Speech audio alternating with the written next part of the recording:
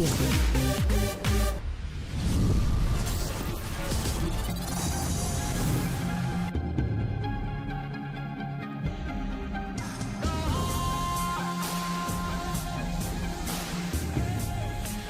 right, good evening and welcome to Radio Cayman Sports Extra. I'm your host, Dionne Anglin, and sitting in with me today is my co-host for the evening, and his name is Johnny Grandage, and he's joining me from St. Ignatius Catholic School because this is his forte. He wants to study sports journalism.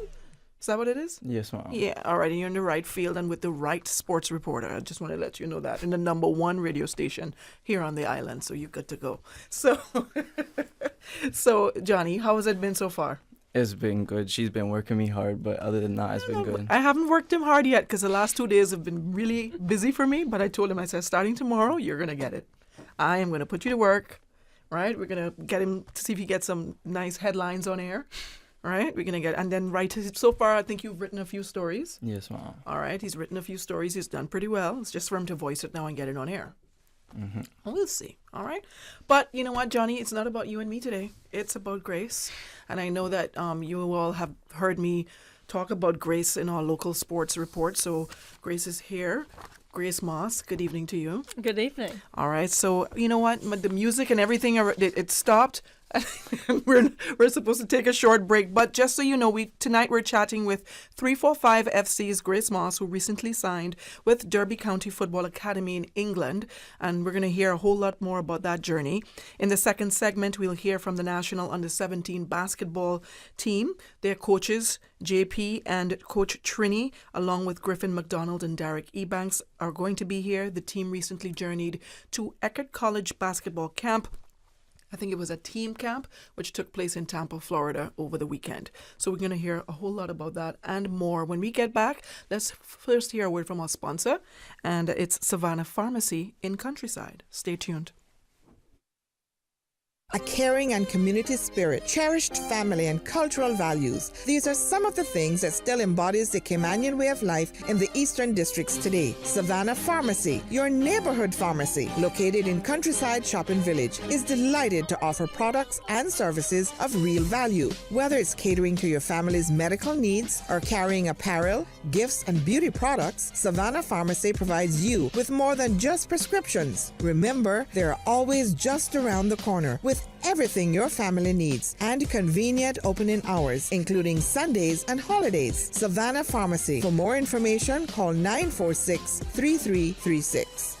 Prescription refills made easy at Savannah Pharmacy. WhatsApp your prescription refills to 929-5045. Where your group works can have many sounds, telephones ringing, machines humming, or even waves crashing. But no matter what sounds your group hears when they're working, BAF Insurance has a health insurance plan for your group. You can always count on BAF for affordable, flexible group and individual health insurance plans with professional, friendly customer service.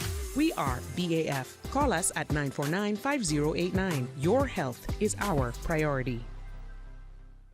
From business insights and topical issues to inspiring stories of entrepreneurship, tune in to Radio Cayman's Business Buzz each Tuesday and Thursday morning from 7:30 to 9. The Business Buzz is brought to you by Kirk Market. Experience a world of choice with Kirk Market. The Passport and Corporate Services Office is advising travelers to check their passports to ensure all is in order ahead of summer holiday travels. Travelers should check their passport validity, verify entry requirements for the destination, and apply for or renew passports and visas early. For more information, call 345-649-7678 or email passportandcorporate@gov.ky. For the latest in news and information, tune in to the 6 p.m. News Hour on Radio Cayman 89.9 FM, brought to you by Digicel. Unlock a world of value with Digicel. Get endless streaming on your favorite apps like YouTube and Sportsmax, all at no extra charge. Discover simply more with Digicel. Radio Cayman, The voice, the heart, the soul of the Cayman Islands.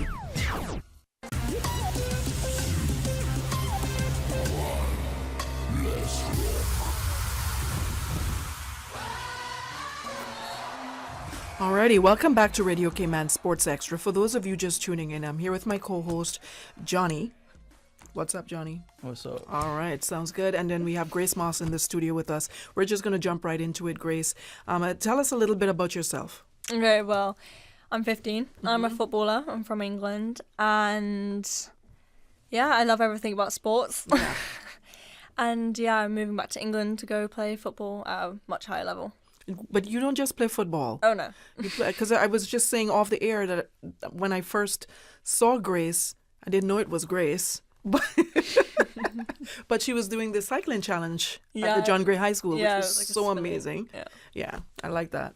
So it was nice to connect. Yeah. Right? So did I interview you that day? I might have interviewed you. Yeah, I think you might have done. Yeah, I did. Because you placed, what, second or third? Yeah, like first girl. First girl. Yeah. Right. Third overall, I think. Yeah. That was awesome, by the way. Thank you. All right. So can you tell us a little bit, Grace, about your football journey and how you ended up at Derby County's Academy? Okay, well, so I've played for majority of my life. I started playing football when I was around 7, just for like a local club. I really enjoyed it. I was always really sporty from literally when I was able to like run, walk. But I never really knew which sport I wanted to really pursue. Like I did every sport you could do when I was really young. And then I found football and I was thinking, no, I really enjoy this. There's something about the sport that it's really competitive and I just found my love for it. So I just carried on playing. I played in the leagues, played matches, and it was great. I really enjoyed it. I wasn't taking it that seriously, to be fair. When I was younger, I was more just doing it because it was an extra sport. I enjoyed my team. Okay. But as I moved to Cayman and joined 345, it got so much serious for me. Like I started to take it a lot more serious. And I just ultimately wanted to get a lot better. Because I was playing in a better environment. My coaches were really, really good. And they still are, obviously. That's why I'm able to progress and play at a higher level. But yeah, being at 345 has probably made me a better player. Okay, and what position do you play? I play majority in the midfield, but I think I can play in a lot of different positions. I'm quite versatile. And what strengths do you think you bring to the midfield? I'm quite a physical player. Fit. I'm fit, yeah. I'm very physical, like strong. I think that's one of my good attributes towards the game. But because I play in so many different positions, I'm able to adapt to different situations. That's very good. Mm-hmm. Yeah, and I play with the boys majority of my game. Even better. And that's made me a lot faster and it's and very stronger. Hard. Yeah, it's hard, but I'm able to hold my own and play with them. So that's. Have you played with Johnny? Johnny plays football as well. In school? At school, okay. And what exactly motivated you, Grace, to pursue your football career professionally? I think one moment that really motivated me. I was about 12 or 13. I was watching the England women. Okay. Yeah, in the Euros in 2022. I was in England at the time. It was summer, and they went on and won the tournament. Yes. And I just think the amount of pride I had for my country and seeing them players who. You know, I've always known, there's an England women's team, or, there's a lot of professional women, but it's never been as big, and I was never able to watch the matches or see it. And when I saw them win it on TV, I remember watching previous tournaments of the men and always being so upset when they never won. And when I saw them win, I was like, that's going to be me. That could be me. Yeah. Yeah. And that's what I think was the main thing. Okay. Johnny, have anything you would like to ask Grace? Well, do you admire any professional footballers or someone in particular? And what about them do you admire? Yeah. I've got male and female people I admire. I think the women's game, I really admire Lucy Bronze. She's a very good player. She plays for Barcelona and for England. And I just admire everything about her and how she plays. Especially also away from the pitch. She's a good leader and she's very well spoken, and she really stands up for the women's game. But male football, someone I think I've always admired just my whole life, and I think it's quite a simple answer, honestly, but Harry Kane, captain of England. Yeah, he's amazing. Yeah, I've always just known him whilst I was younger watching football, and I think he's just the one that stuck, being the captain and everything. But yeah, I'd say them two. What about you? I thought this was Grace's interview. It is, but what about you? Who's your favorite? Yeah. Messi. No, it's probably someone from Newcastle United. Yeah, probably someone from Newcastle. I like Fabian Schär. Okay. But you probably don't know who he is. No, you keep that one to yourself. All right, you have anything else you'd like to? What are your long-term goals in football, and how do you think what are the steps you'll take to achieve them? Okay, long term, I was saying this the other day, I just want to be able to make a living off football. I want to be a professional player. I want that to be my job. I think ultimately I'd love to play at such a high level, you know, the big league games in the top. So the WSL is the equivalent to the men's Premier League, basically, and that's the top league. And I just love to play in that league.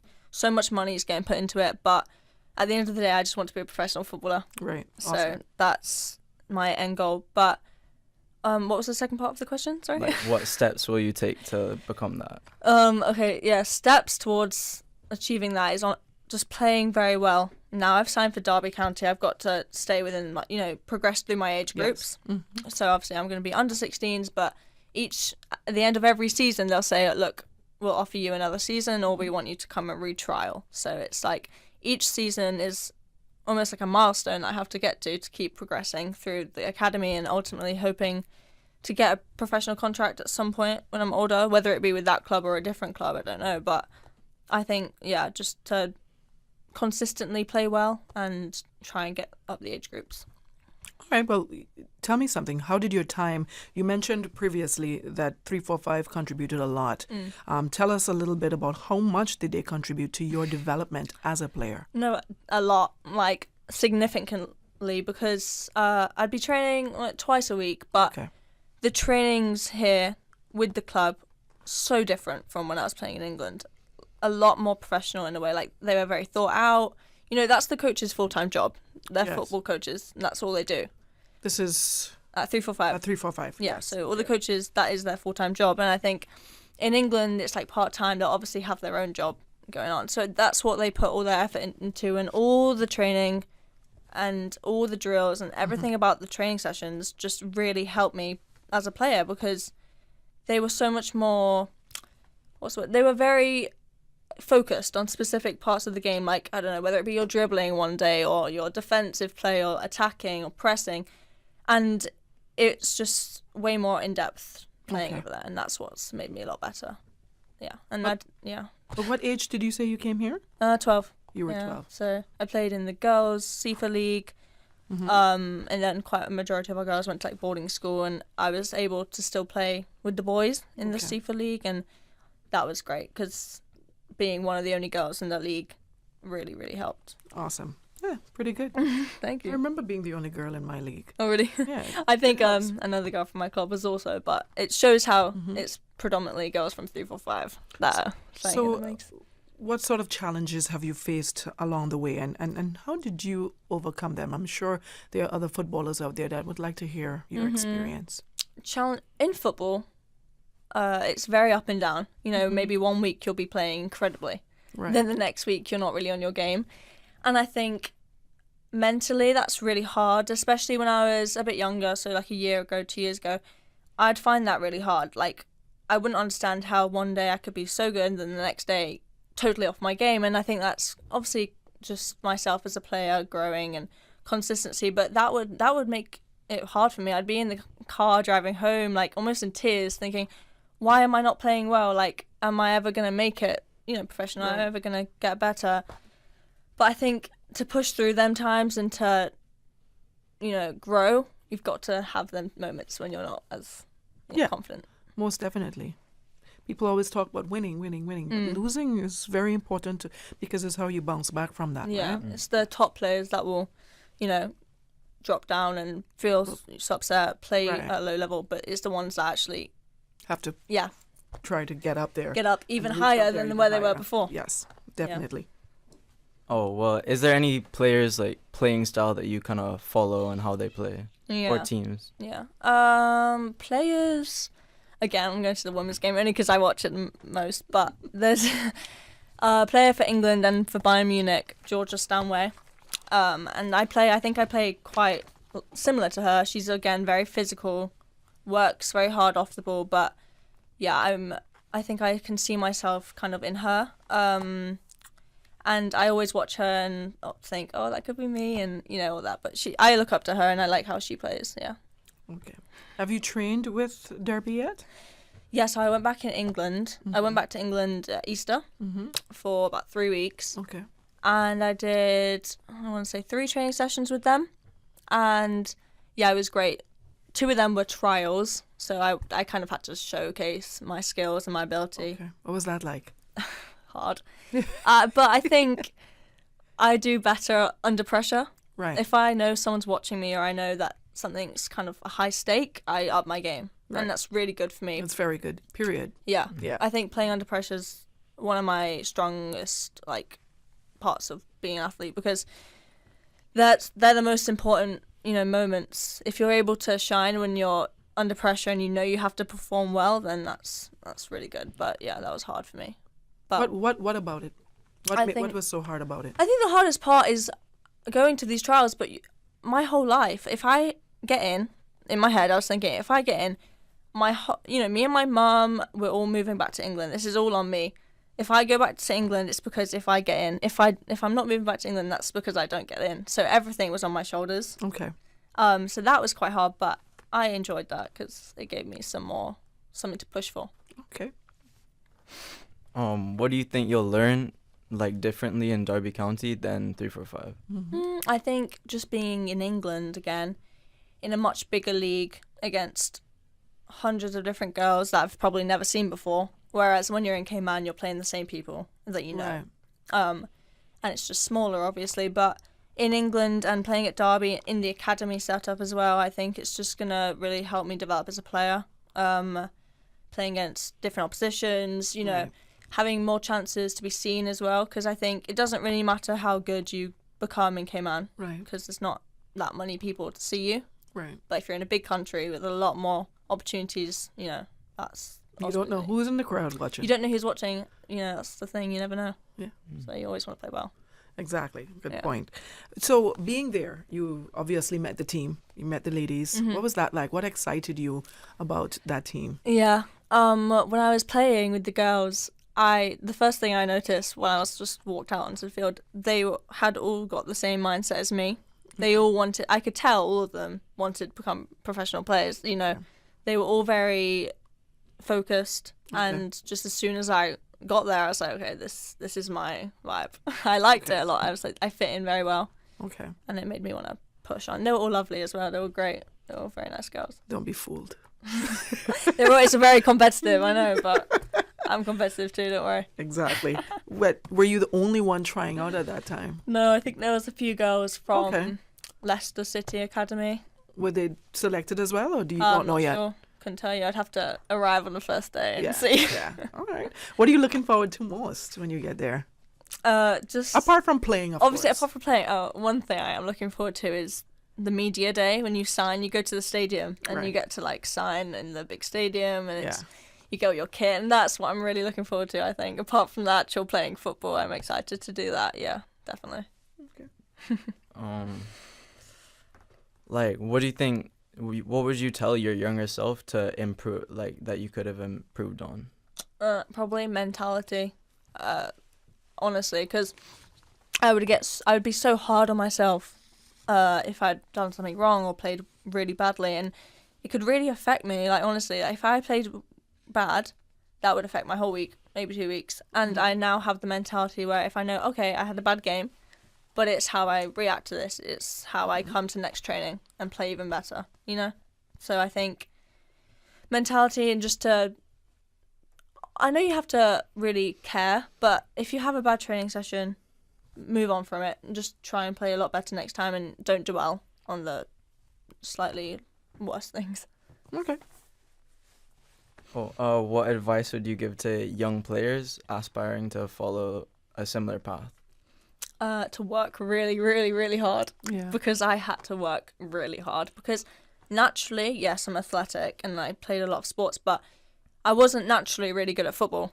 Honestly, when I joined and I was younger, I wasn't even the best player on my local team. I was just normal, not even. So I had to work really hard. Well, no, honestly, I'm telling you, no, I've had to train and work so hard. I've had to play extra football. So obviously I'd train on Mondays and Fridays, but I'd be playing football by myself at a field. Okay. Probably every night in the rest of the week, and going for runs, going to the gym. doing the extra stuff, because that's what's going to make you a better player. And I'm excited to know, when you're on the field by yourself, what drills are you doing? A lot of like dribbling and like technique stuff. So, because that's stuff I can do on my own. I don't need anyone really with me. So, dribbling, working on my footwork, and also shooting. I love to have a good shooting session. It's fun, honestly, and it's relaxing. There's obviously, I go to SIFA and I just enjoy it. I'll go there for about an hour. I usually go like 3-4 times a week, maybe, a bit more maybe, but it just depends. And that's what's helped me a lot, yeah. Okay, so you will be going to school there as well. Mm-hmm. Tell us a little bit about that and how you're going to balance both. Okay, yeah. So the school I'm going to, it's called Workshop College, and it's a boarding school.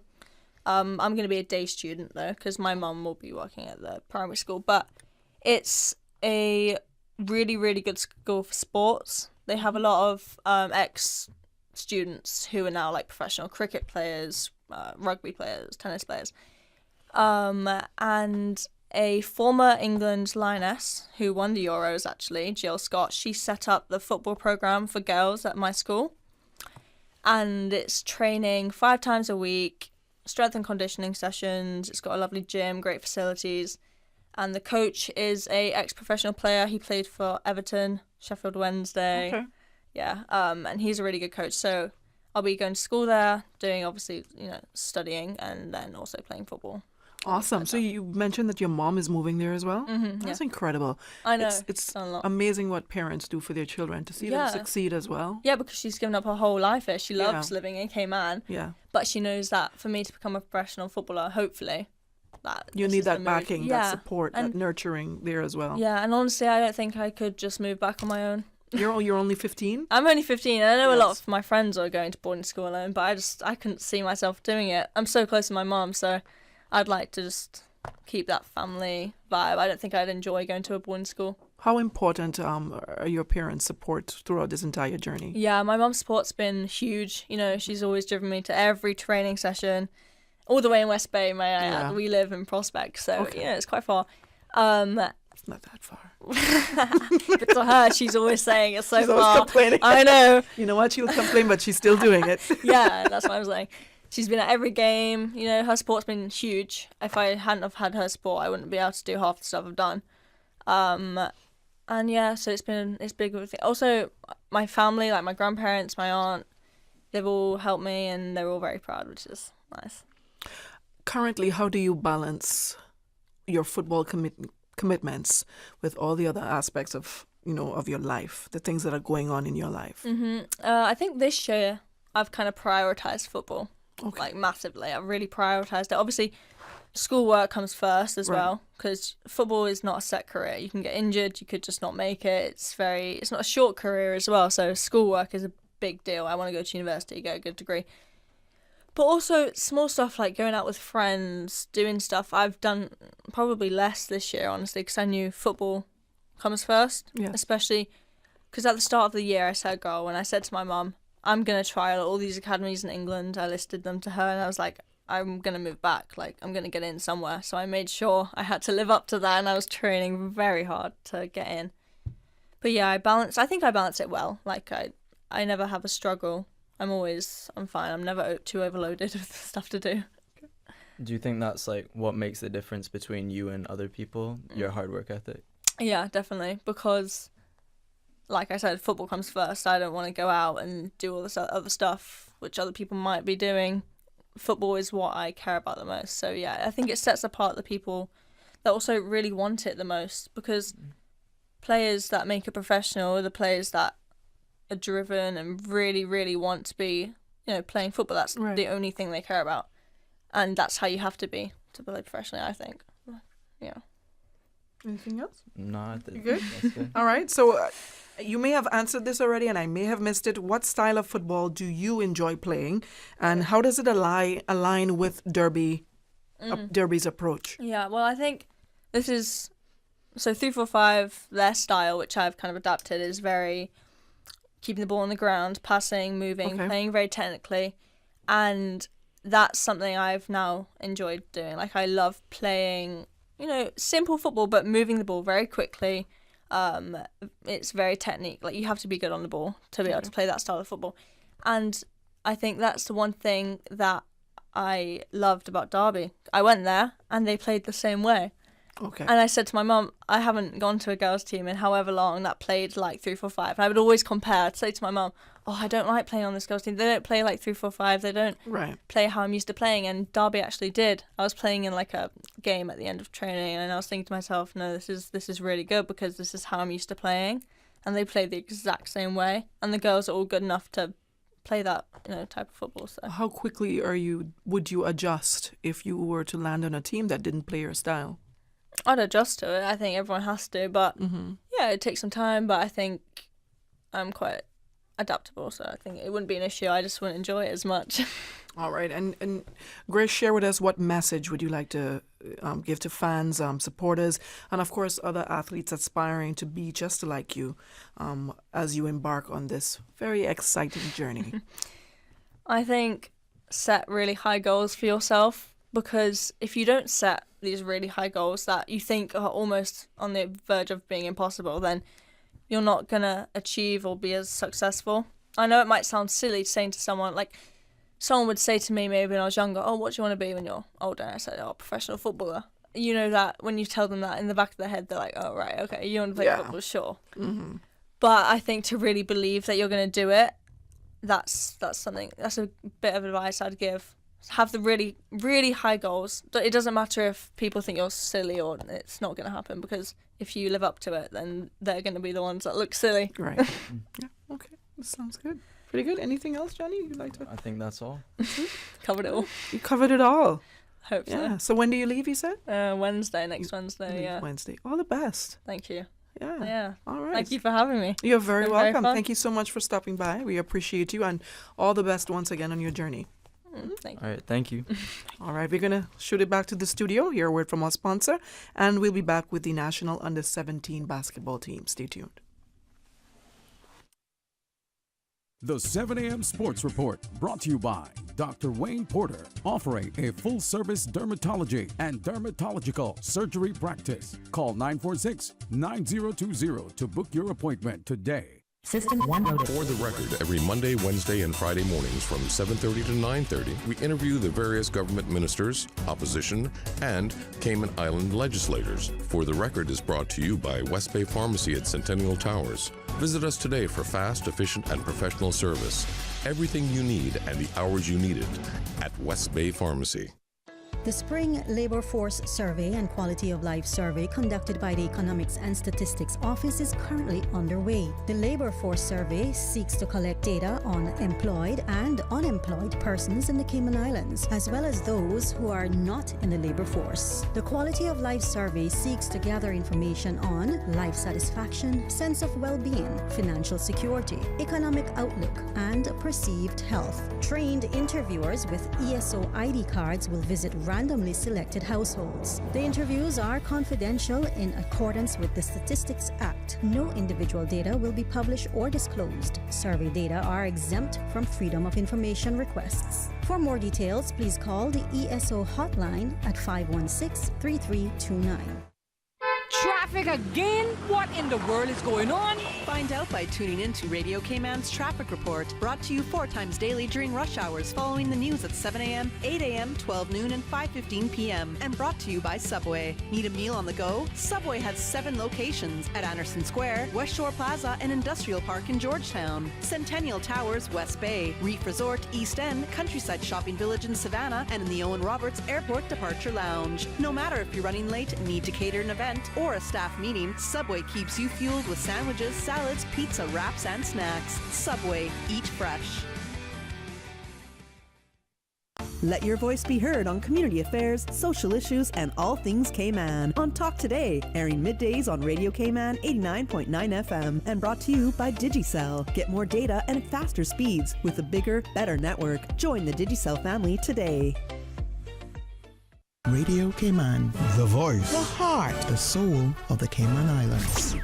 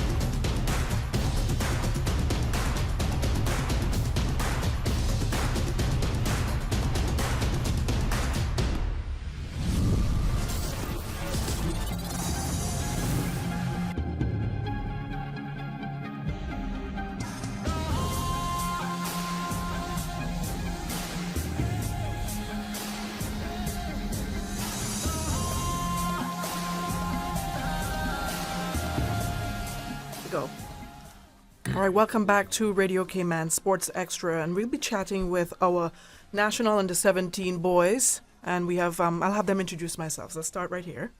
Let them introduce themselves. Did I say myself? Okay, my bad. Go ahead, you can start. My name is Derek Eubanks, and I play for the national team. All right, awesome. Thank you for being here, Derek.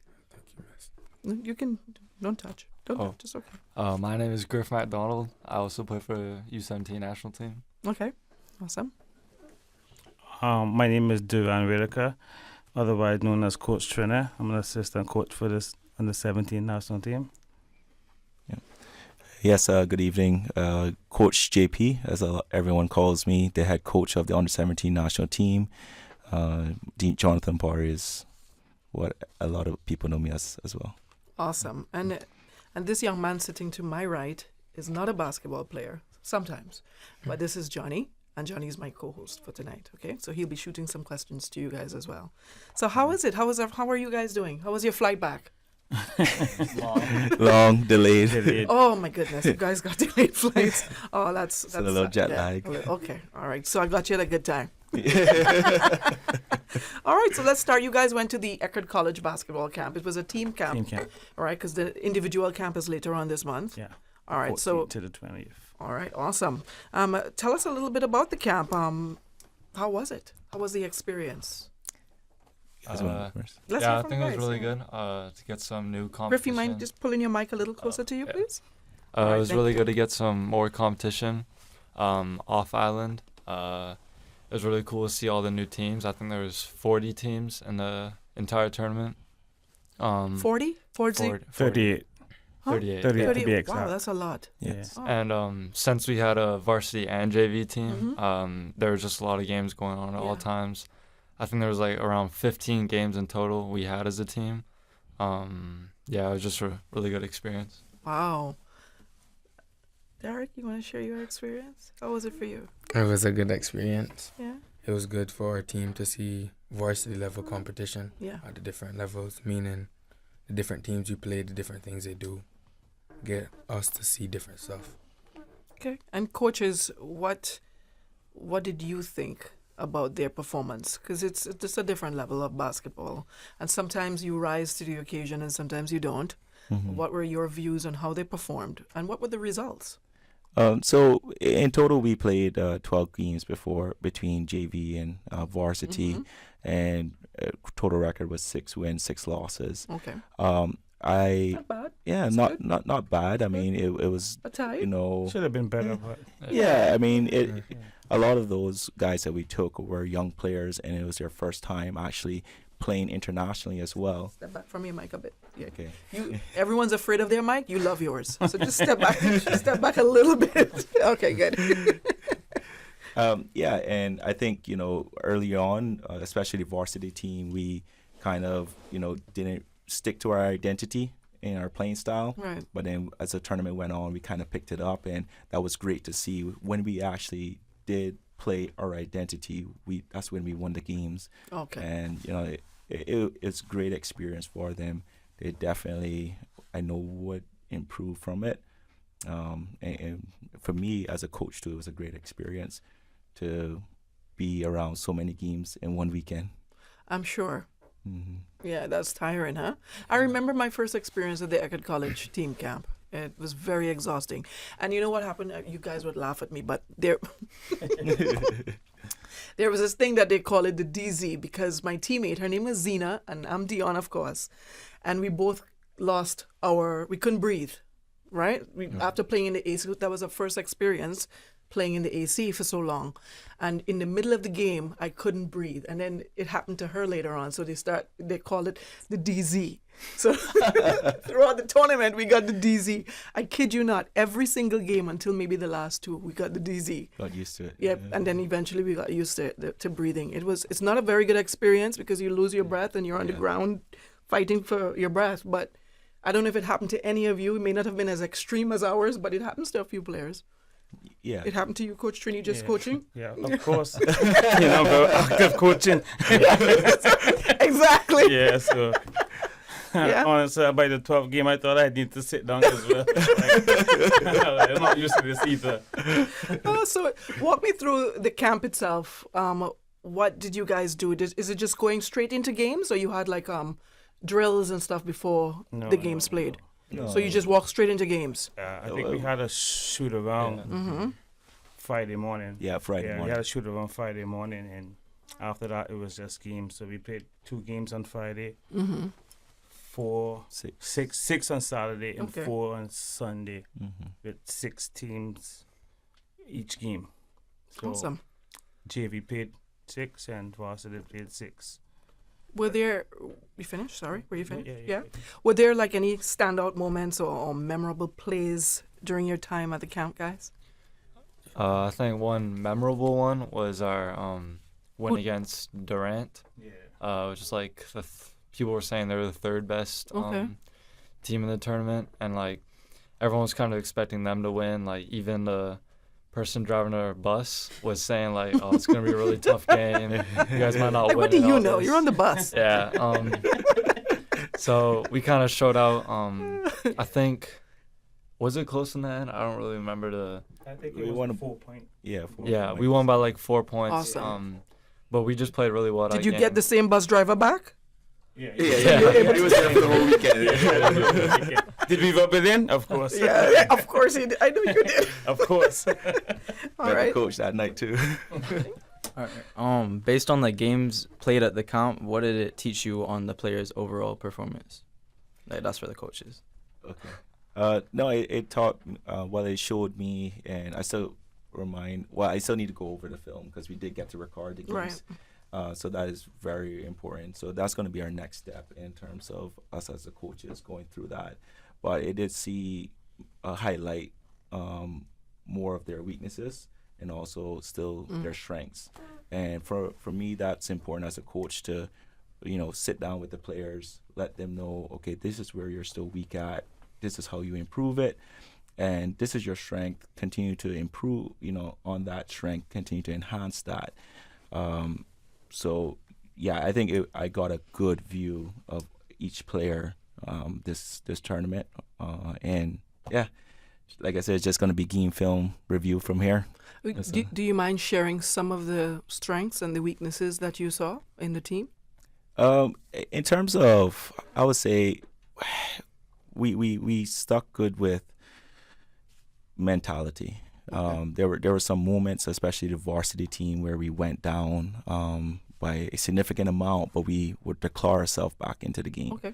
And one game specifically, we were up, then the team came back and they were leading us. Okay. That was planned? Yeah, that was planned. But yet, at the end of the day, we overcame that hurdle and still ended up winning that game. Oh, amazing. Those are always the best stories to tell, huh? Right. And it's always, it's nice to see a team that can bounce back from that. Yes. When you're on top and then the team takes over and you come back and take over and win. That's amazing. It just shows the tenacity, the passion, and the will to win as well, right? So that's pretty good. What about you guys? What did you take away from that experience against that team?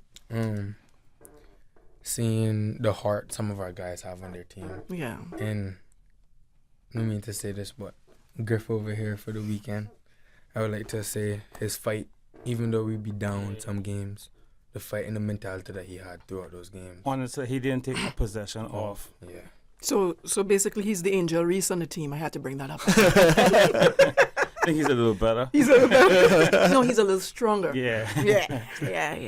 No, why I mentioned her is because people look at it, you have the Caitlin Clark and you have the Angel Reese, and everyone sees Caitlin because she shoots threes and it's beautiful and it's amazing. But when you look down in the center, the girl has work in the paint and she's not giving up. You can block her twice and she's still going back up for that ball. That's incredible. That's the fight you want to see. Is that the fight you saw in him? Yes, sir. Yeah, it's incredible. Women have that fight too. Yeah. Hey. What about you, Griff? What sort of fights did you see in I'd say I also saw some in Derek. Yeah. I didn't really see him taking many possessions off either. I'd say he was the person that stood out to me, but obviously, I would say other than there was one game where I would kind of see that we were giving up. It wasn't looking too good for us. I think we were down like 20. Well, being down by 20 is 10 baskets, right? Yes. Why did you feel like you had to give up? What was that? Running clock. It was like you know, like the next team get the ball, they hold it. quick, You gotta like give me the ball. Yeah, you gotta fight. No shot, and no shot clock. Then you hold it another 10 seconds. You're like, you know, we down 10 baskets. Yeah. So like we would be down, say 5 points in like the last. It was 2 halves, 20 minutes, and it was running like there was no shot clock, so you could just hold the ball for as long as you wanted. So there'd be like 2 minutes left, and we'd be down 5, and people would just stand there with the ball, and it was kind of hard to like get back from that because you would have to just foul or put pressure, immense pressure put a lot on of pressure on them. Whereas here it's 24-second shot clock, and like you just kind of play good defense and wait it out, I guess, and then it'd be your possession. But in this case, you kind of have to force that, so it just makes it a little harder. And what aspects of your game do you feel improved the most during this experience? To be honest with me, my decision making. Okay. Make me the situations I got put in the game. You have to like not only like Coach Voot said, not only play the game, but you gotta be able to think the game as well. Right. The stuff that happened in the game, you gotta think about. Yeah, if I take this bad shot here, it can lead to them scoring and basically put them back in the game. So you gotta make wise decisions with the ball. And stuff. Awesome. What positions do you all play?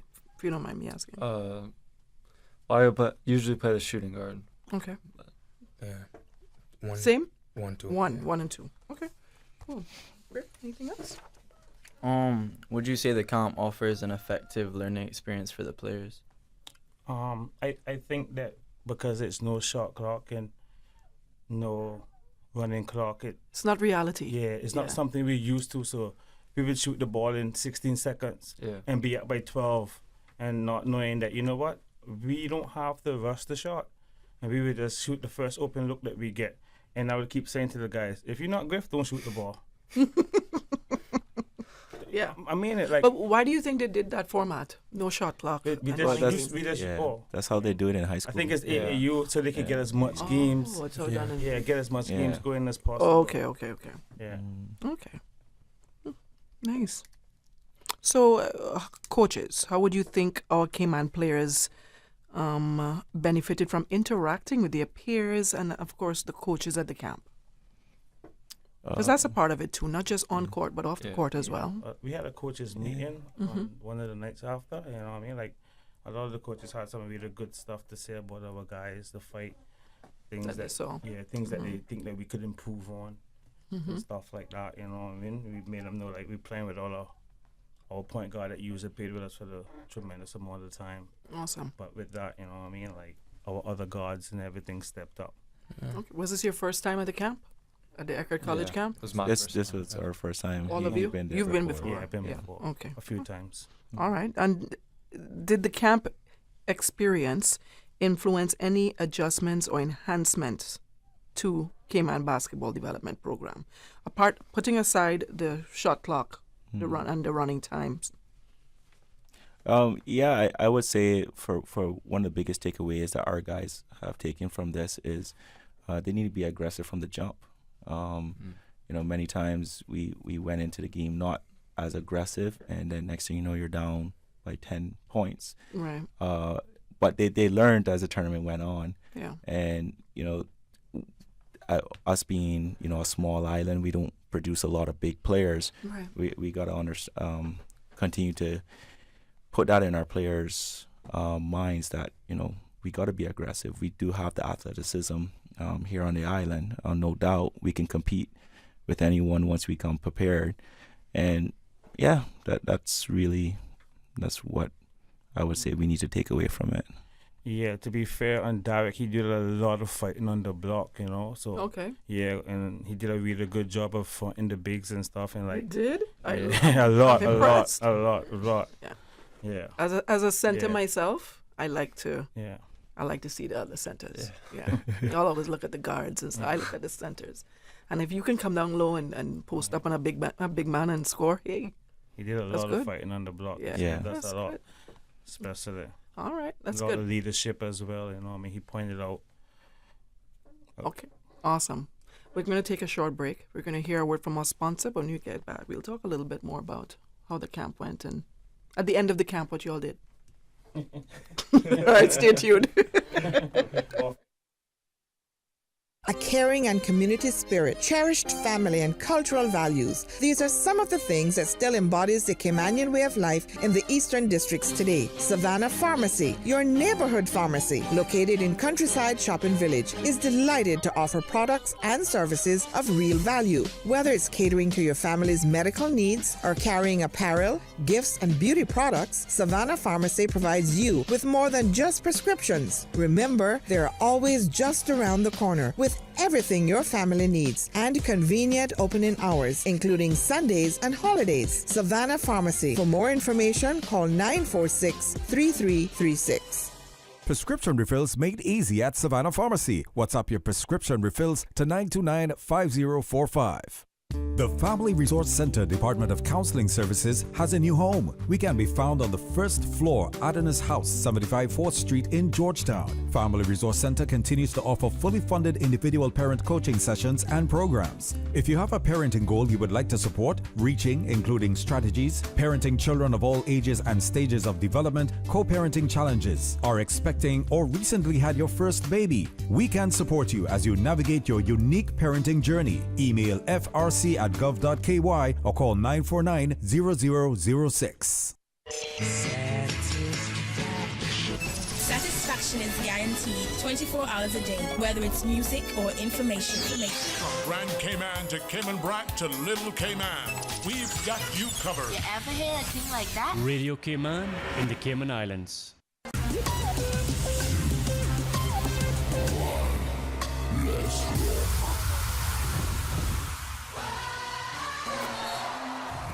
All right, welcome back to Radio Cayman Sports Extra. In the studio, Coach Trini, Coach JP, Griffin, and Derek. In the studio with us, the National Under-17 Boys team.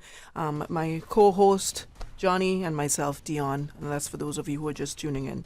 So we were talking off the mic, and you were saying by game 12, our boys were beat. Yeah, we were done. What was that? Is it fitness? Is it the AC? What do you guys think? A bit of everything, I think, you know what I mean? The fitness as well, you know, we got to get better, we got to get fitter.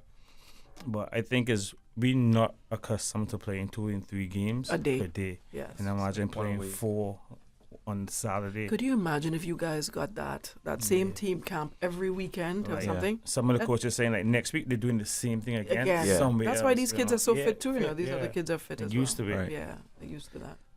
Some kid and how did your varsity team or the junior JV? The junior varsity. Yeah, so the junior varsity and varsity were playing the same game, same time, the last game, and I decided to go play with junior varsity because I was with varsity majority of the time. Yeah.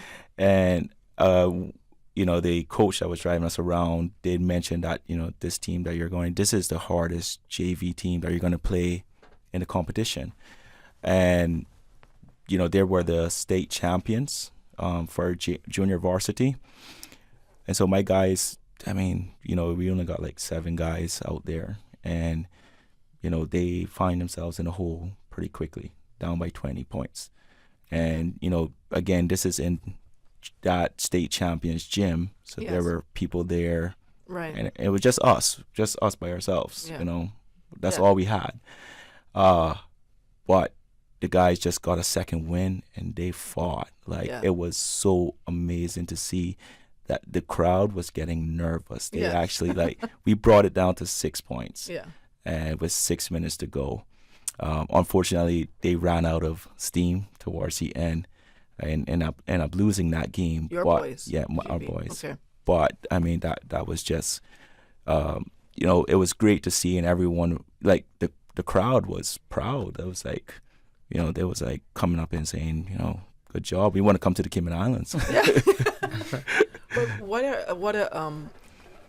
a magnificent learning and teaching moment for the coaches as well. Yeah. Playing games like that. What are some of the takeaways from that for you as a coach? I think, well, what I really wanted and hoped for was to have 10 players per junior varsity and varsity.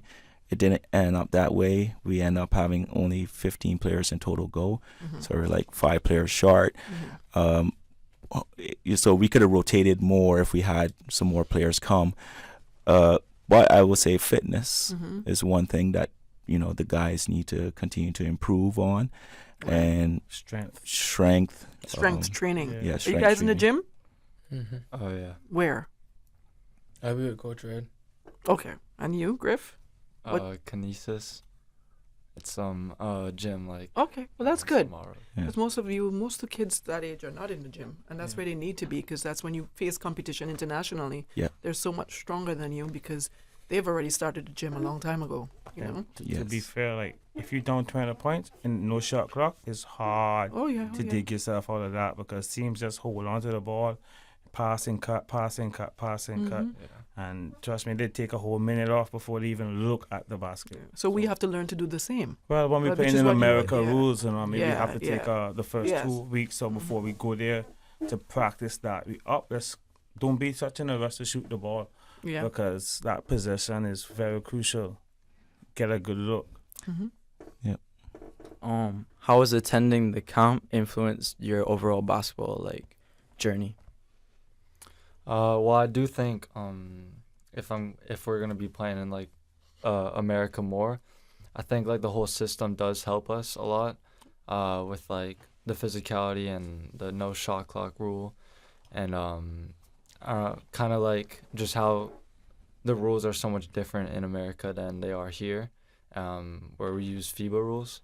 I do think also just playing new competition helps a lot with what we should be expecting if we play in college or at a better high school level. I just think there's a lot of benefits to it.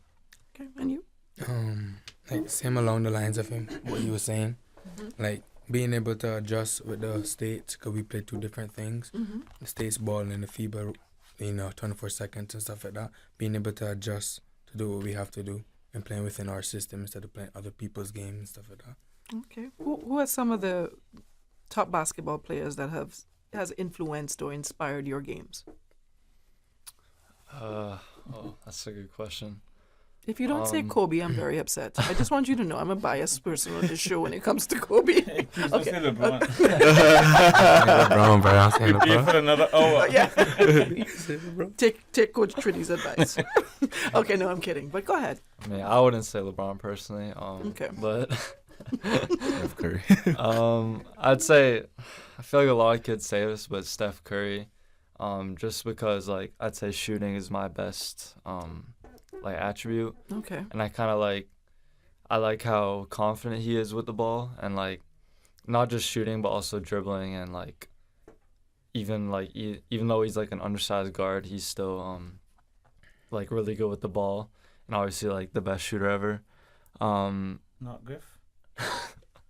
Well, no, I'm not there yet, but humble.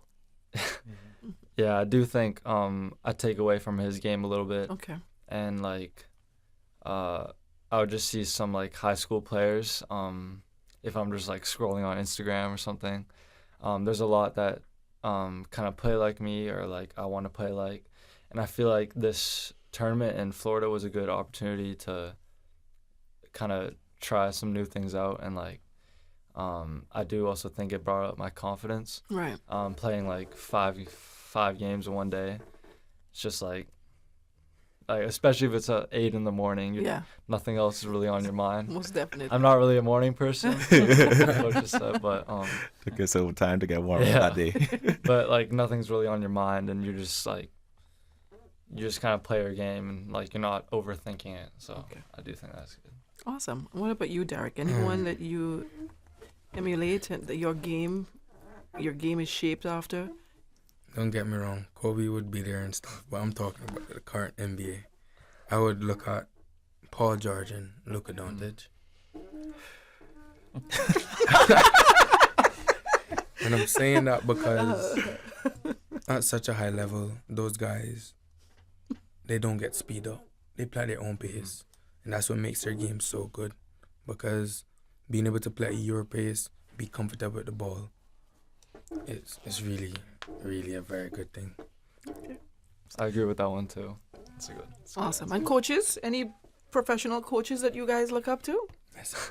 I don't remember his name right now, but I do like the Miami head coach and San Antonio. Spoltra.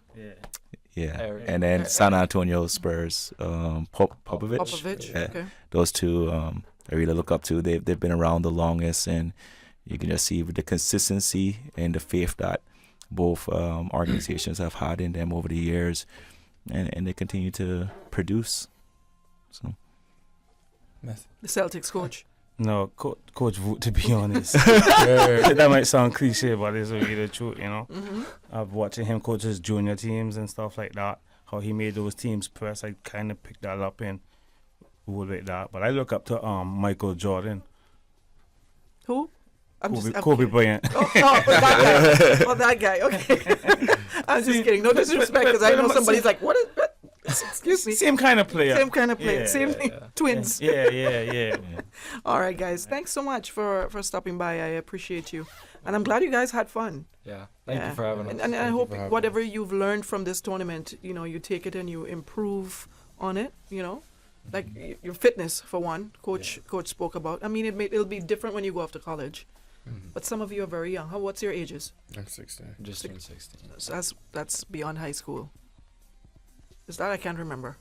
Well, I'm far gone from it. I'm a junior now. I think okay. You're a senior. No, I'm going into my junior year. Okay. In high school. So yeah, you guys will be playing in a totally different system when you go off to college and all that. So it should be good. Any last words? No, everybody's good. No. All right, sounds good. Thank you. You're very welcome. Thank you all so much for stopping by. I appreciate you once again, and to Grace for stopping by as well. If you listening out there, you heard Grace. I'm so happy for her. Yeah, yes. Good luck to her for real. Grace. Well, that's it for tonight's edition of Sports Extra. Of course, for those of you just tuning in, Sports Extra is about giving you the latest information on all sporting activities here in the Cayman Islands. We touch on every sport as possible. If you would like the opportunity to be a part of our show, please email me at sportsextracayman@gmail.com. But thank you so much for tuning in. Good night. And to my co-host, good night to you. Good night. Did you have fun? Yes, ma'am. Yeah, you did. Yeah, of course you did. And also thank you to our sponsor. All right, and that's Countryside Pharmacy, Savannah Countryside Pharmacy. All right, good night. God bless. Take care. Good night.